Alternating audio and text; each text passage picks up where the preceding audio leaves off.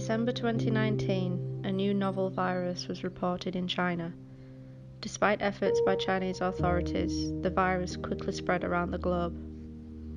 In only a few short months, thousands of lives had been lost, millions of people were infected, and billions more were in lockdown. By February 2020, the virus had been named COVID-19. On March 11th, the World Health Organization declared the virus a pandemic.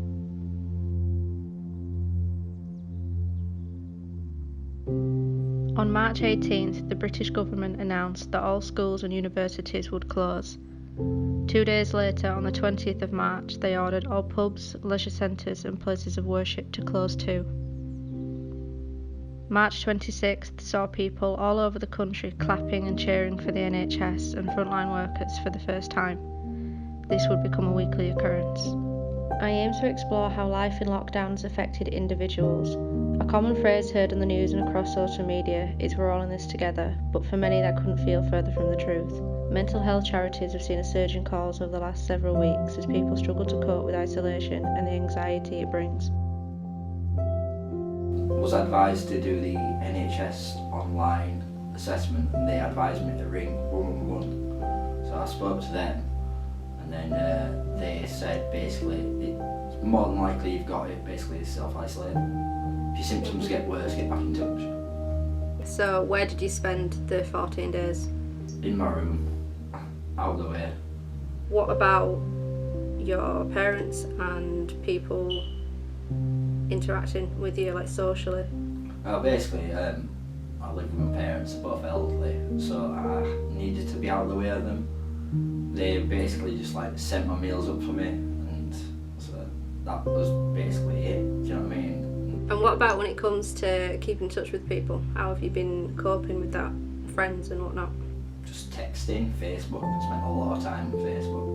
Mm-hmm. Yeah. So the internet helped? Oh yeah. I mean, I'd have just been sat in my room for 14 days, like, festering. And how are you getting on with like uni and all your assignments and stuff? Well, obviously when I was poorly, I didn't get around to doing anything because obviously I did felt horrible. But yeah, I'm slowly getting back into it. It's because I got into such a routine of just doing nothing. It's kind of like I need to get out of that routine again. How were you finding the online classes? It was strange to begin with because obviously I'm quite older, so it's kind of new for me. I don't know. How do you find it? I think it's good, and it definitely it works. At least we've got contact with our tutors. A lot of different unis don't. In some cases, I know a few of my friends are really struggling with that. So I think we've been lucky, but I don't know. Nothing can replace the classroom experience, kind of, you know, like for practical work especially. Yeah, so it's not the best, but it is what At it is. least we've got that option. Yeah, we're in a better state than a lot of people are. With the online stuff, at least we've got contact. So yeah, it's served its purpose at the end of the day. Yeah, true. Yeah. In terms of mental health and things, obviously anyone spending 14 days practically alone is going to struggle. Loneliness and boredom and whatnot. Has this affected that more? Like anxiety, depression, that kind of thing? Yeah, I'd say it did. I mean, I got quite low and it was like, kind of like, obviously, you know, like I say, I live with my parents and it was difficult not seeing them. You know, being able to like sit down and watch TV with them and like give them a cuddle now and again, do you know what I mean? Like you do. Yeah, especially knowing they're so close as well. Yeah, it was downstairs. Yeah, just weird. Do you know what I mean? You do get low, but I suppose you've got to think about other people, haven't you? I found it really difficult at the beginning to adjust to working from home. It took a lot of change for me to adapt to this. I create a lot of to-do lists and stuff to try to get some work done. However, because everyone's at home, including my entire family, and I have younger siblings, it can get quite difficult for me to balance my work and home life together. Also, my university hasn't been supporting us as much with the pandemic right now, because a lot of us do not have environments to study well in, and as a final year student it's very difficult for us to do our dissertation and other assignments. But yeah, I think it's been like nearly over 3 weeks that I've been self-isolating, and I think I've got the hang of working from home, and plus it's Easter holidays now, so 2 weeks off, which has helped me a lot with catching up into work.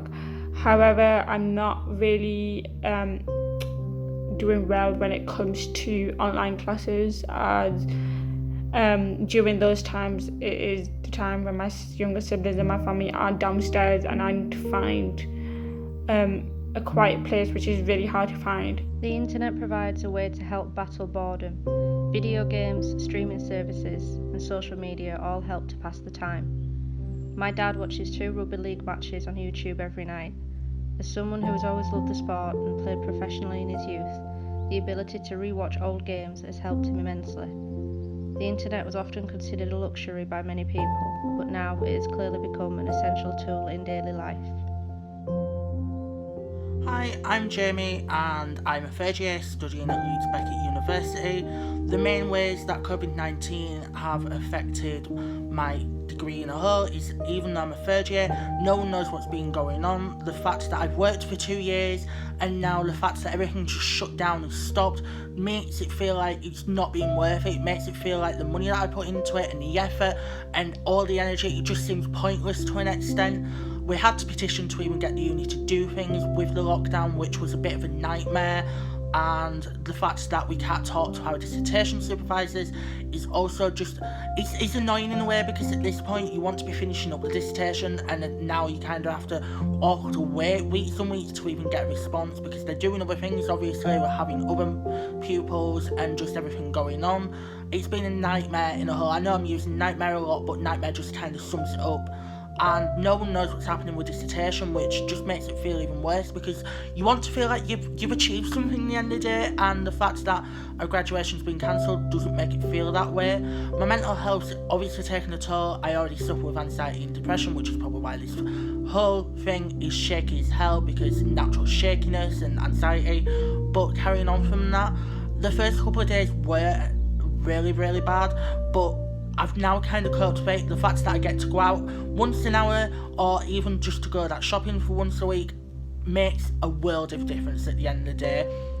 The sort of ways that I've been keeping in contact with people have been via Facebook, and the fact that technology has grown in the past 10 years is amazing. And the fact that I can video call people is just even better. I can see them, I can hear them. I know it's not the same as face to face, because normally 9 times out of 10, if I'm face to face talking to people, I'm normally having a drink of some extent. But anyway, a video call is still something. I still get to hear them, I still get to see them. But yeah, the ways that shopping have changed have been really weird. I mean, I don't really like queuing because of the anxiety and waiting and whatnot, so queuing to get in is also one of those things. The fact that people are panic buying makes it even worse, especially if you've got anxiety already. It means that you're trying to go in and then you're trying not to have a panic attack over trying to get things that you need, trying to talk to people, trying not to get in people's way, trying to make sure you're still safe and making sure you're keeping that social distancing. It's just all a big, big nightmare to an extent, because it's going from being calm and collected to now trying to get everything and get out. Living on my own as well, it also means that if I don't get something, I'm probably not going to be able to get it, which again, with necessity things, which is what I'm trying to stick to, it becomes a bit of a case of I can get that or I can get that, or I have to awkwardly message people and try and get them to help me. The main sort of ways I've been having a routine are the dissertation, but also via the blog that I have, which is my name, Jamie Sowden. I like to make sure that I'm writing in some way, shape or form, whether that's beauty, food, dissertation. I want to make sure that I'm still keeping contact with people via the internet. I want to make sure I'm still talking about my feelings and still talking about experiences. I just love that. And Leeds has changed very weirdly because I live in the city centre and it used to be bustling and everything used to be roaming, and even at night when I couldn't see because of my visual impairment, I'd still be knocking into people because it was so busy with my cane, but now it's just dead. I tried getting some things in last week and I did the routine that I normally used to do when everywhere was hustling and bustling, and it just feels so post-apocalyptic. It just feels like everyone's wiped off the face of the earth. The hardest part so far has been shopping. The first couple of weeks were pretty scary. Shelves were empty, people were violent. Now people seem to have realised that this way of life is the new normal. They aren't panic buying as much, which means there's stock on the shelves for those who need it most. I've got COPD and I'm diabetic, but I'm also retired. So putting the three things together, there's no problem with work. Although I wish there was, in as much as I could go and do some. I've been diabetic for 6 years, and COPD came on 4 years ago. But I'm living with it. I'm getting on with it. Yeah. There's not a lot of. Or the latest thing is I've got this problem with my back now. I had a big lump and I was worried about that. But I'm not now because it's been doctored and it's not as severe as it was. Got you some antibiotics, didn't you? Oh, and I'm on antibiotics, yeah. I've been playing nursemaid. Yeah, Abigail has done well there. She's been looking after me. She dresses it every night and she does do well, yeah. I am quite good. So your social life clearly has suffered massively. Oh, missing a pint.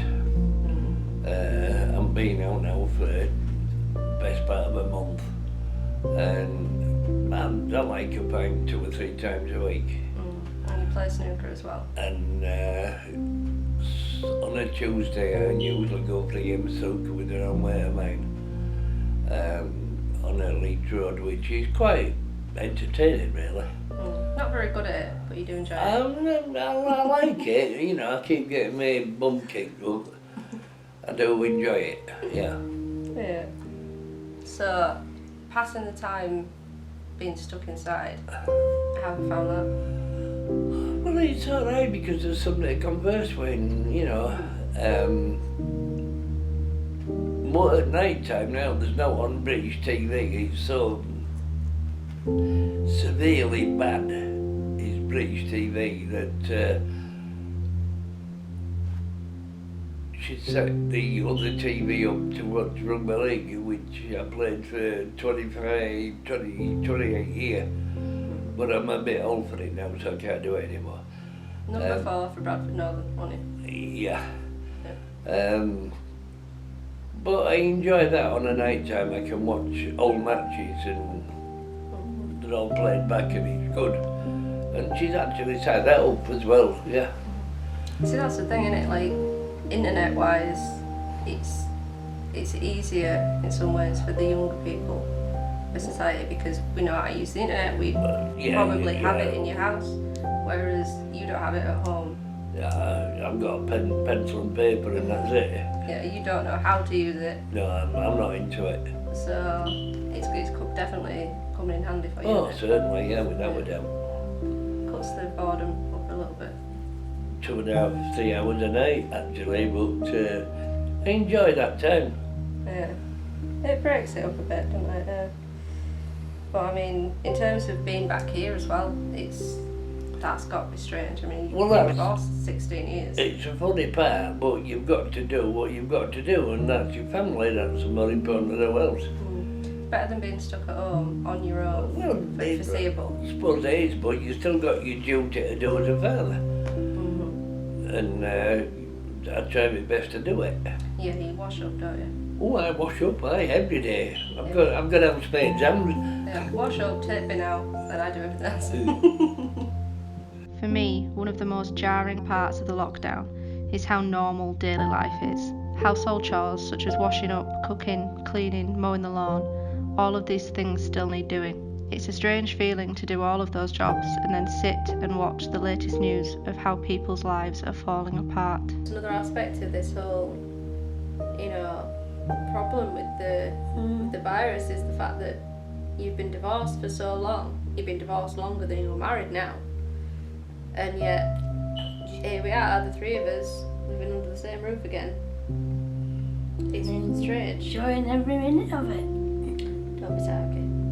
Yeah, it's strange, but it's not bad. I mean, it's not like when you were still married and there were screaming matches every 2 minutes.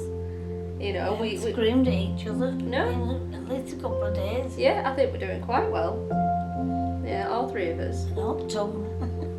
Keep hold of my tongue. Yeah. Well, Mostly. Not really. Oi. I don't mind him being in there. Well, we watch his rugby, don't we? But we were saying, weren't we, that it's sort of come full circle, because when I was little, when you were still married, he used to banish us to go in bedroom, didn't he, while he watched rugby in living room. And now it's the other way around. He goes in bedroom to watch rugby while we watch the TV in the living room. Yeah, that sounds good. Yeah. If they're all on. Yeah. But it's weird, isn't it? It's like it's an alternate reality sort of thing, Feels like because it's giving us a glimpse into what life could have been if you've not got divorced. I've been lucky. Being able to keep an eye on them both, being able to limit their contact with the outside world, has distracted me from my own mental health problems. If my dad was still living separate from us during this time, my anxiety would be through the roof. I honestly don't know how I'd cope. Having been a carer for my mum since I was 8 years old, suddenly finding myself caring for both parents has been a struggle at times, but I know we'll get through it. Nobody knows what's going to happen, and everybody has to self-isolate and quarantine. It's all a bit mad right now. Thankfully, we have some distractions that can help us through these times, like the wonders of the internet.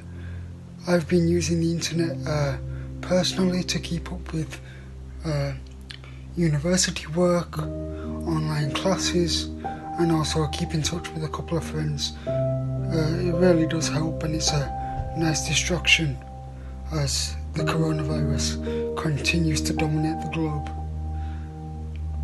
We don't know when times will be up, we don't know when things will get better, so all we can do is hold out hope. As far as mental health goes, make sure you all are talking to people if you need to, taking care of yourselves, because there's always people out there who care. Me personally, I'm used to this quarantine thing, so this ain't nothing new to me. Regardless, I hope you all stay safe and keep well, because we all need each other more than ever right now. The world is facing unprecedented uncertainty right now. No one knows when this will be over.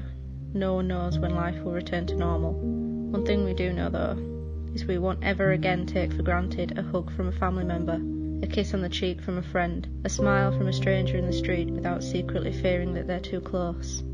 Those days will return. Life will resume some semblance of normality, but we won't forget those who lost their lives to COVID-19. Nor will we forget those who every day put their lives on the line to protect each and every one of us. Thank you to every doctor, every nurse, every porter, caterer and cleaner who are keeping our hospitals running. You are the heroes of this war, and your work will never be forgotten. You've gone above and beyond what anyone could ask of you, and for that there aren't words to properly convey this country's gratitude. Thank you.